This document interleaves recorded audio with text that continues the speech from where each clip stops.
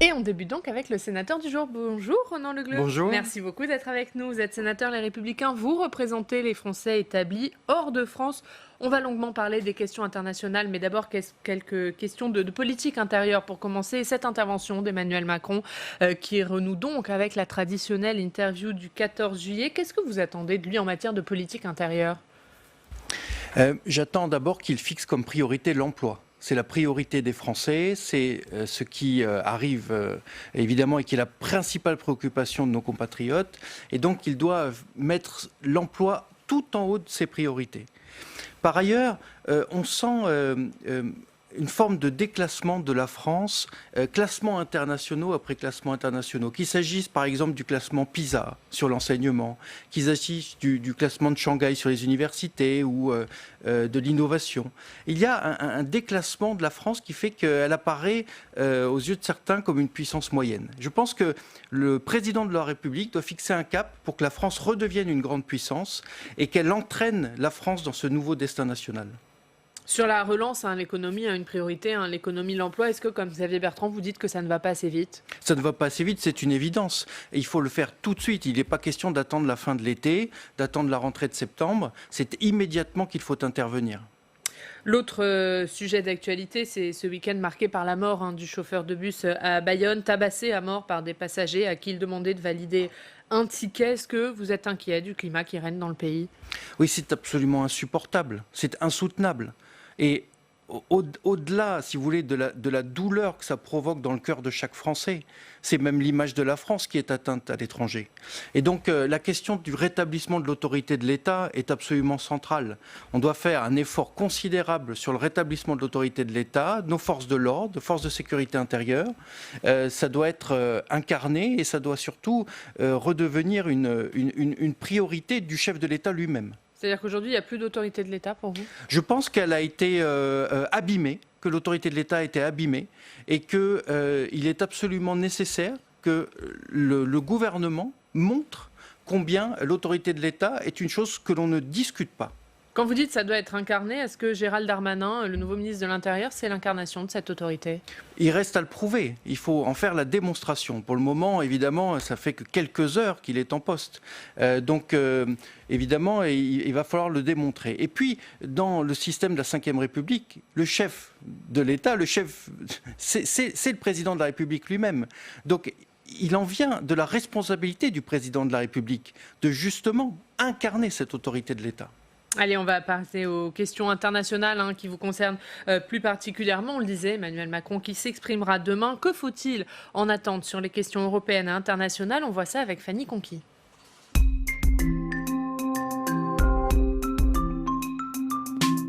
Bonjour Fanny. Bonjour Oriane, bonjour Ronan Le Gleut. Bonjour. Et au-delà des questions économiques et de l'emploi, Emmanuel Macron est aussi attendu sur plusieurs dossiers qui concernent l'international et l'Europe. Oui, effectivement, on commence par l'Europe. Face à la crise économique, Emmanuel Macron et Angela Merkel ont exprimé fin juin leur détermination à faire adopter au plus vite le plan de relance de 750 milliards d'euros proposé par la Commission européenne et inspiré par le couple franco-allemand. Mais il faudra convaincre certains pays comme l'Autriche, le Danemark, la Suède ou encore les Pays-Bas. Objectif, si possible, faire adopter ce plan dès le Conseil européen qui aura lieu en fin de semaine. Je vous propose d'écouter Emmanuel Macron. Comment faire de cet accord franco-allemand un succès pour l'Europe et pour une Europe plus solidaire et plus souveraine ? D'abord, en faisant tout avec le président Charles Michel et la présidente Ursula von der Leyen, avec l'ensemble de nos partenaires, pour obtenir un accord budgétaire au mois de juillet, sur un cadre financier commun 2021-2027 et sur le plan de relance. Je ferai très simple.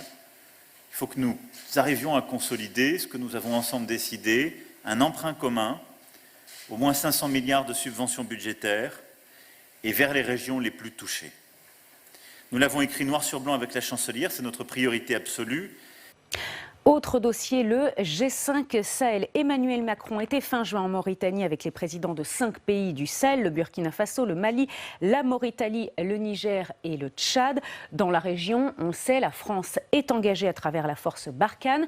Emmanuel Macron s'est félicité lors de ce point avec le G5 Sahel des résultats spectaculaires des 6 derniers mois. On rappelle par exemple que le mois dernier, le chef historique d'AQMI, Al-Qaïda au Maghreb islamique, a été éliminé. Le président Macron a estimé que la victoire contre les djihadistes était possible dans la région. Cependant, on le sait, l'instabilité politique reste une menace. Le Mali, par exemple, traverse actuellement une grave crise politique, un mouvement de contestation contre le président. Et ce week-end encore, des manifestations ont été le théâtre de très violents affrontements. Autre dossier sur la table, Israël. La semaine dernière, Emmanuel Macron a rappelé au Premier ministre israélien l'engagement de la France pour la paix au Proche-Orient, mais le président français a exhorté Benyamin Netanyahou à renoncer à tout projet d'annexion des territoires palestiniens, une mesure qui serait contraire au droit international et compromettrait la possibilité d'une paix durable et d'une solution à 2 États. On rappelle que le plan américain pour le Proche-Orient prévoit en effet l'annexion par Israël de la vallée du Jourdain et de colonies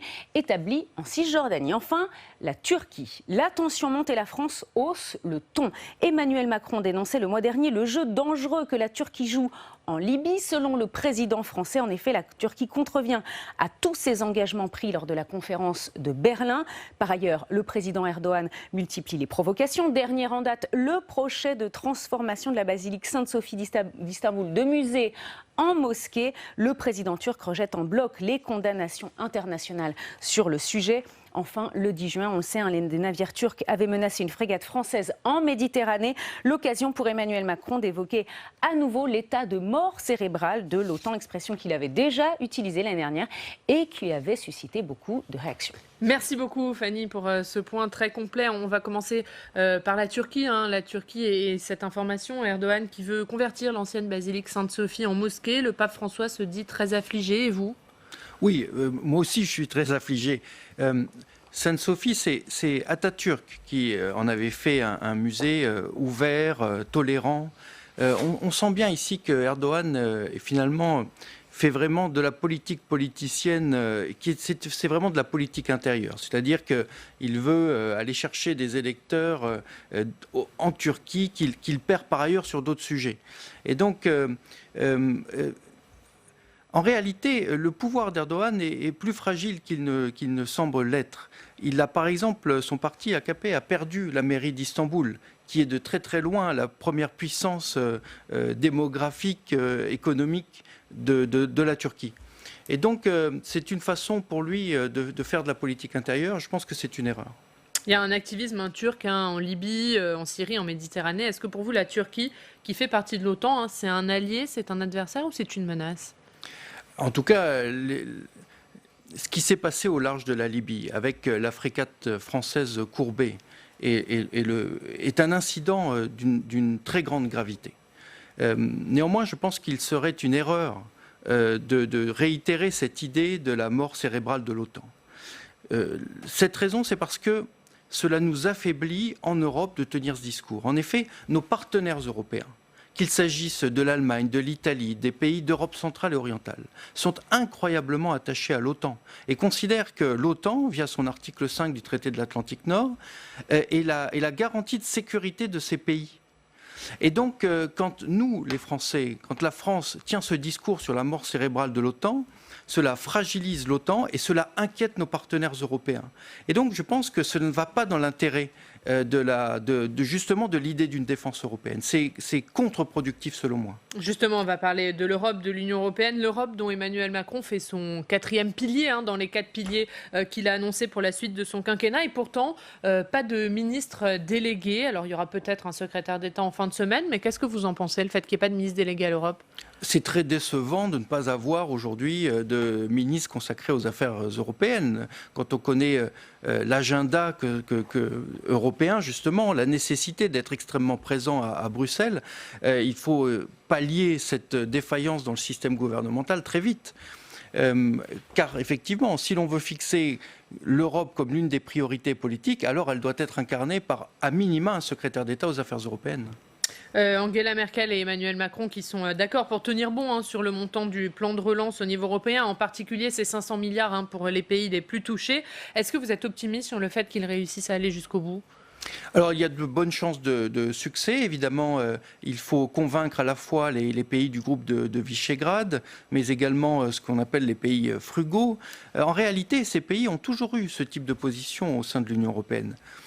Sauf que tant que nous n'avions pas le Brexit, évidemment, c'était plutôt le Royaume-Uni qui jouait ce discours. Et les pays dont on parle, l'Autriche, la Suède, les Pays-Bas, en fait, et le Danemark, en fait, étaient, j'ai envie de dire, en seconde ligne derrière le Royaume-Uni. En fait, ce que le Brexit a révélé, c'est qu'en l'absence du Royaume-Uni, ces pays, en fait, n'ont pas changé de position. C'est juste que le pays qui était en pointe sur ces positions, c'était les Britanniques. Donc il n'y a pas de changement de position, il n'y a pas de changement de doctrine de la part de ces pays. Et l'Europe se fait avec tous les pays européens. Un mot sur la Pologne et ses présidentielles. Alors on ne connaît pas encore le résultat définitif, c'est très serré, mais l'ultra-conservateur Duda pourrait l'emporter. Est-ce que la Pologne peut s'éloigner de l'Union européenne ? Je ne le pense pas. Je pense que la Pologne est très attachée à la fois à l'Union européenne et à l'OTAN. Et dès lors, je ne crois pas à un scénario de cette nature. Comme je le disais précédemment, la Pologne également, avec la Hongrie, la République tchèque et la Slovaquie, forment un groupe au sein de l'Union européenne qu'on appelle le groupe de Visegrad et qui a des positions qu'il faut entendre. Vous parliez du Brexit, avec ce qui s'est passé avec le Royaume-Uni, ce qui peut peut-être se passer avec la Pologne. Est-ce que vous redoutez un délitement de l'Union européenne ? Alors, effectivement, je pense que c'est une question extrêmement importante, c'est-à-dire que le Brexit a eu comme conséquence de créer une forme de jurisprudence. C'est-à-dire qu'il crée dans l'histoire de la construction de l'Union européenne un moment clé qui est que il est possible, et c'est une preuve qu'un pays peut choisir de le quitter. Et il peut le choisir de le quitter tout simplement parce que dans son histoire, il le décide. Et donc, cela doit nous mettre en garde sur un certain nombre de politiques. Par exemple, l'idée qu'il n'y ait qu'une seule armée européenne pour tous les Européens est selon moi une idée qui n'est pas souhaitable parce que on le voit avec le Brexit, un pays peut décider de sortir de l'Union européenne. Imaginez cette situation avec une armée unique, cela voudrait dire que le pays se retrouverait sans armée, ce qui est un scénario impossible. Et donc, il faut tirer les conséquences du Brexit, effectivement. On va parler de l'international et sujet d'inquiétude notamment au Mali où les tensions sont à leur comble. Dans la capitale, la France est intervenue au Mali avec l'opération Barkhane pour empêcher le Mali de tomber aux mains des islamistes. Est-ce que aujourd'hui, avec ce pouvoir qui est décrié, un président contesté, qu'est-ce qu'il doit faire le président Ibeka pour amener le calme et la concorde dans son pays et éviter que les djihadistes ne s'en emparent ? Je souhaiterais déjà avoir une pensée pour les 41 militaires français qui sont tombés au combat depuis le début de l'opération en 2013 et qui sont pour moi des héros. Des héros parce que leur action, et il faut le répéter, elle est absolument indispensable pour la sécurité en Europe. Pourquoi ? Parce que si Bamako devait tomber aux mains des djihadistes et devenir le centre d'un nouveau califat, c'est tout cette région qui serait totalement déstabilisée, cela aurait un impact sur l'Afrique du Nord qui est aux portes de l'Europe.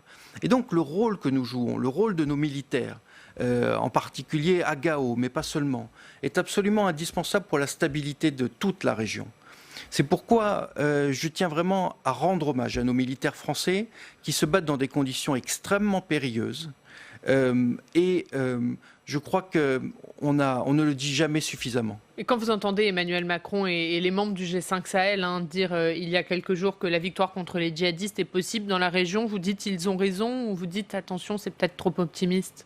Non, la victoire militaire est possible, néanmoins, il faut ensuite gagner la paix. Ce n'est pas tout de gagner la guerre, il faut ensuite gagner la paix. Et pour gagner la paix, il faut aller beaucoup plus loin. C'est une question de rétablissement de l'état de droit, c'est une question, à nouveau, des questions d'autorité de l'État, c'est une question aussi de réinvestir des régions qui sont aujourd'hui totalement délaissées par l'État. Ça veut dire clairement qu'au-delà de la solution militaire, il faut travailler une solution politique pour vous dans ces pays ? Absolument. On ne peut pas laisser le Mali sans solution politique stable, le rétablissement d'un État de droit, qui n'est pas le cas aujourd'hui. Et il faut donc aller au-delà de la question simplement militaire. Dernière question sur ces sujets internationaux, c'est Israël. Emmanuel Macron qui demande à Israël de renoncer à tout projet d'annexion de territoire palestinien. Il est finalement fidèle à la position française d'une solution à 2 États. Est-ce que pour vous cette solution s'éloigne de plus en plus et est-ce que vous craignez que dans une région qui est déjà instable, il y ait un nouveau conflit israélo-arabe ? La situation est évidemment sensible, mais quand on parle simplement d'une solution à 2 États, la question est beaucoup plus complexe. Parce que finalement, le plan Trump envisage lui aussi une solution à 2 États. La question, en réalité, ce n'est pas la question de la solution à 2 États, c'est la question des frontières de ces États. Et donc, effectivement, Emmanuel Macron adopte la position constante de la France, la solution à 2 États avec des frontières qui avaient été définies. Je crois que finalement... Benjamin Netanyahou avec le Likoud et Benny Gantz avec Blanc-Bleu ont finalement réussi à constituer un gouvernement de coalition. Ce qui me semble important de dire, notamment, c'est qu'à la Knesset, au Parlement à Jérusalem, ce qui est impressionnant, je trouve, c'est que, vous savez, les Arabes qui vivent en Israël ont des députés à eux, qui sont leurs représentants à la Knesset et qui ont une parole parfois très dure. Ce que je veux dire par là, c'est que Israël est une vraie et belle démocratie. Il faut évidemment qu'elle le reste, et elle va le rester, mais il faut être très prudent évidemment sur toutes ces questions. Allez, on va parler de la crise sanitaire qui concerne bien évidemment le monde entier, qui concerne l'Europe et qui concerne la France. La situation qui inquiète les autorités, qui alertent sur une circulation du virus qui augmente en France. La situation est toujours très préoccupante en Guyane, où s'est rendu Jean Castex hier. Mais un autre département semble touché, c'est la Mayenne. Et nous sommes en direct avec Olivier Richefou. Bonjour Olivier Richefou. Merci beaucoup d'être avec nous ce matin. Vous êtes le président du département de la Mayenne. Un mot d'abord sur la situation dans votre département, à l'heure où on se parle, quelle est-elle ? La situation est assez contrastée parce que si nous avons connu il y a 2 semaines un pic important, celui-ci semble avoir régressé dès la semaine dernière, la semaine qui s'est écoulée hier. Et donc nous allons surveiller avec beaucoup d'attention, bien évidemment, celle de cette semaine qui va être sans doute beaucoup plus révélatrice de la situation réelle. Mais ce matin, vous êtes plutôt rassuré ? Vous êtes un président rassuré ? Rassuré, oui, parce que cette crise soudaine a eu l'avantage, en tout cas, de réveiller les consciences et de rappeler à tous les Mayennais le respect des gestes barrières et au-delà du respect des gestes barrières, le port du masque. Voilà, le conseil départemental de la Mayenne a été le premier département de France à en doter chaque Mayennais, puisque le 8 mai, chacun a eu un masque. Donc moi, j'appelle tous les Mayennais et au-delà, bien sûr, tous les Français à porter le masque, notamment dans l'espace public clos, bien évidemment.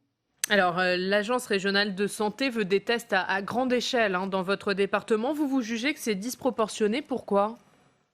Ce qui est disproportionné, c'est de vouloir tester tous les Mayennais, les 300 000 Mayennais. Et c'est cet excès que je ne partage pas, même si je suis bien sûr favorable aux tests, mais à des tests ciblés, à des tests localisés, là où il y a eu des clusters, là où il y a un phénomène de risque. Et puis, regardons les choses en face. Notre capacité de test, en ayant augmenté à partir de ce matin des drives, est de l'ordre de 1200 par jour. Je vous laisse faire la division entre 300 000 habitants et 1200 tests par jour, et vous voyez qu'on en a pour des mois. Ça ne se fera donc pas. Il faut être réaliste. Ce qu'il faut, c'est tester au maximum les gens et les personnes autour des lieux et autour des personnes qui ont été contaminées. Donc vous dites que ce n'est pas réaliste, voire c'est mentir de dire à la population de la Mayenne qu'ils seront tous testés alors que les capacités ne sont pas là ? Si les 300 000 personnes veulent se faire tester, ça sera matériellement impossible. Donc, alors, nous sommes en France, heureusement, et pas en Chine, et donc les tests se font sur la base du volontariat. Donc, il est fort possible que les 300 000 Mayennais ne se déplacent pas, bien évidemment, et qu'il y en aura moins. Mais s'il y en a moins, on n'aura pas testé tout le monde. Et donc, quel est l'intérêt d'afficher ce test pour 300 000 personnes qui a, pardon de l'expression, mis le feu dans mon département. Au-delà de l'inquiétude légitime des personnes qui se sont senties un peu montrées du doigt, c'est l'annulation des chambres d'hôtel, c'est des conséquences touristiques, voire économiques, qui vont au-delà de la raison. Un dernier mot, est-ce que si jamais la situation s'aggrave dans votre département, ce qu'on ne souhaite pas évidemment, vous vous préparez à un confinement localisé? Il n'a jamais été envisagé par les autorités, ni par le ministre, ni par l'Agence régionale de santé, et il n'y a pas de raison objective que la Mayenne, à partir du moment où chacun respecte les gestes barrières et porte son masque, nous nous trouvions dans cette situation, car le début est parti d'un abattoir, comme dans beaucoup d'autres lieux, et aujourd'hui, je pense que les mesures mises en œuvre vont permettre de rassurer tout le monde. Vous en avez parlé vous avez parlé récemment, ces derniers jours, avec le ministre de la Santé, Olivier Véran? Avec Olivier Véran, non, mais j'ai parlé avec Jean-Jacques Coiplet, le directeur général de l'ARS, et puis tous les jours avec le préfet du département qui prend les choses parfaitement bien en main. Un dernier mot, qu'est-ce que vous attendez demain de l'intervention d'Emmanuel Macron, à la fois sur ce sujet et à la fois sur la question de la décentralisation? On sait que les présidents de département attendent beaucoup sur ce sujet. Alors sur le premier sujet sanitaire, moi j'attends comme l'a dit un peu le Premier ministre hier, que les éléments juridiques puissent être mis en œuvre pour que le port du masque devienne obligatoire dans l'espace public clos. Il le faut, c'est nécessaire et indispensable. Et puis en ce qui concerne le grand sujet de la décentralisation, je fais partie du comité exécutif de l'ADF et bien évidemment de l'Assemblée des départements de France. Et bien évidemment, à travers Territoires Unis, nous attendons ce choc de décentralisation dont notre pays a besoin pour agir. Merci beaucoup. Merci Olivier Richefou d'avoir été en direct avec nous, président du département de la Mayenne. Vous entendez Olivier Richefou parler du port du masque obligatoire. Jean Castex a dit hier que la question était à l'étude. Pour vous, c'est une nécessité de rendre ce masque obligatoire dans les lieux publics? Oui, vraisemblablement. Mais je souhaiterais dire que, selon moi, le président du département de la Mayenne a parfaitement raison. L'identification d'un foyer, ce n'est pas à l'échelle du département.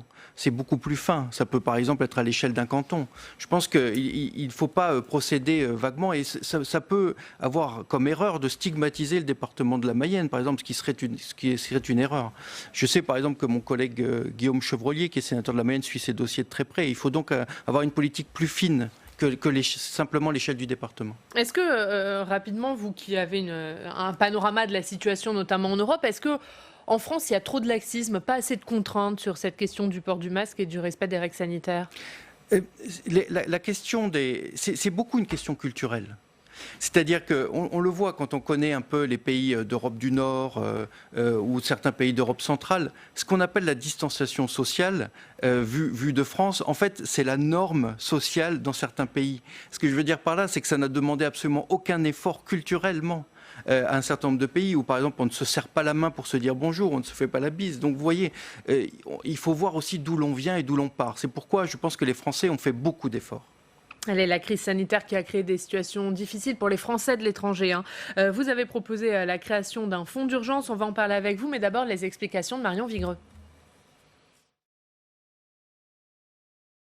17 mars 2020, face à la flambée de l'épidémie de Covid-19, le confinement est décrété en France. Mais pour les Français vivant à l'étranger, la situation se complique et ils sont nombreux à vouloir rejoindre l'Hexagone. On a été renseignés et tout, mais le problème c'était les prix de l'avion pour revenir.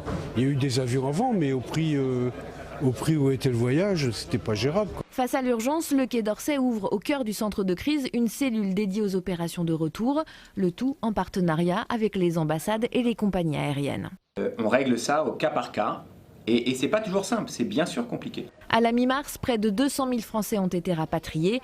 Autant d'opérations qui ont un coût, mais qui ne bénéficient d'aucun fonds spécifique. Une problématique qui avait été anticipée par certains sénateurs. Le 10 février, il dépose une proposition de loi visant à instituer un fonds d'urgence pour les expatriés. Cette enveloppe, qui existe déjà pour les cas de terrorisme, a vocation à être étendue en cas de menaces sanitaires graves, mais aussi face à des catastrophes naturelles ou des crises politiques. Le 30 juin, le texte a été adopté à l'unanimité au Sénat. Le projet doit désormais être voté à l'Assemblée nationale.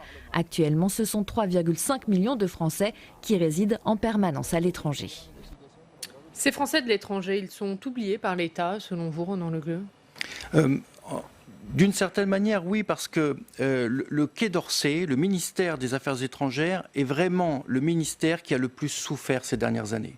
Je parle d'une paupérisation du ministère des Affaires étrangères. Ça, c'est une réalité tangible pour ceux qui connaissent vraiment la vie d'un consulat. Moi, j'ai rencontré des consuls qui avaient hébergé des Français chez eux, Tout simplement parce que le consulat n'avait même pas le budget pour payer ne serait-ce qu'une nuit d'hôtel. Et j'ai été président de l'association française pendant une dizaine d'années. J'ai vu cela. Et tous ceux qui connaissent bien le fonctionnement des consulats savent qu'on a des consuls généraux et des agents du Quai d'Orsay qui sont extraordinaires, qui sont dévoués et travailleurs. Mais il y a eu une paupérisation du ministère. Et donc, en cas de crise, les consulats sont démunis et les ambassades sont démunies. C'est pourquoi il était nécessaire d'inventer ce fonds d'urgence, qui est une proposition de loi que j'ai déposée donc le 10 février avec un certain nombre de mes collègues, et qui en fait vise à faire en sorte que la France soit parée en cas de catastrophe vraiment grave. Je pense par exemple au tsunami, je pense à un tremblement de terre, comme on en a eu en Équateur en 2016, ou un coup d'État, ou bien encore dans le G5 Sahel, si un groupe terroriste islamiste devait prendre le pouvoir d'un pays du G5 Sahel. Et dans ce cas-là, on n'a pas le temps d'aller négocier avec Bercy. Il faut un fonds d'urgence. Il nous reste très peu de temps, 30 secondes, pour parler du Rafale, puisque demain aura lieu le traditionnel défilé aérien. Et au Sénat sera remis un rapport mercredi sur le remplacement du Rafale, sur lequel vous avez beaucoup travaillé. Pour vous, c'est un avion qui n'est plus adapté, le Rafale ? Si, il est adapté, mais l'avion du futur est prévu pour 2040. Donc, vous voyez, ce n'est pas pour remplacer le Rafale aujourd'hui.